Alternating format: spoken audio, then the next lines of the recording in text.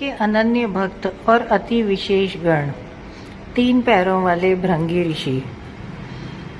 उनको शायद आप न जानते हो, लेकिन उनकी भक्ति ऐसी कि वो सिर्फ महादेव के अलावा किसी और को देखते ही न थे। यहाँ तक कि माँ पार्वती को भी अनदेखा कर महादेव की परिक्रमा करते थे।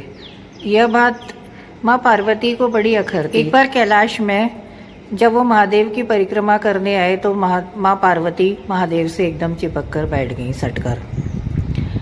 तो उन्होंने क्या करा कि सर्प का रूप धारण करके और परिक्रमा ले ली। अब तो माँ पार्वती को बड़ा गुस्सा आया। अगले दिन फिर वो थोड़ा सा और सट के बैठ गई, तो उन्होंने एक भंवरे का रूप धारण कर उनके सर के चारों ओर परिक्रमा कर ली महादेव के। फिर तीसरे दिन माँ पार्वती ने अर्धनारीश्वर शिव शक्ति का रूप धारण कर महादेव के अंदर समाविष्ट हो गई।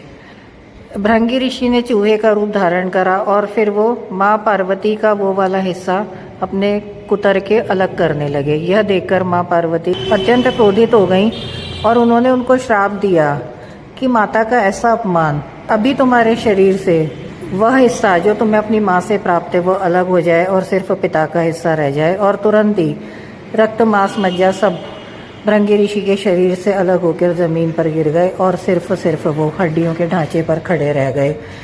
इससे उनकी पीड़ा बढ़ती चली गई, लेकिन कैलाश में थे तो वो मर भी नहीं सकते थे और सिर्फ वो पीड़ित ही रहे। और तब उन्हें ज्ञान हुआ कि माँ का कितना योगदान है उनके शरीर में, और उन्होंने माँ पार्वती से तुरंत माफ़ी मांगी और कहा कि माँ आगे से मुझसे ऐसा अपराध नहीं होगा।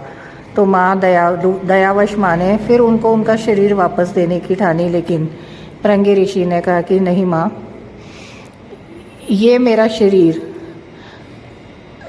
उन सब के लिए शिक्षाप्रद होगा जो माता और पिता में भेद करते हैं। शिव और शक्ति दोनों का ही पूजन करना चाहिए। फिर महादेव के वो भक्त तो थे ही, महादेव ने उन पर कृपा करी और उनको तीसरा पैर उनके दुर्बल शरीर को सबल करने के लिए लगा दिया।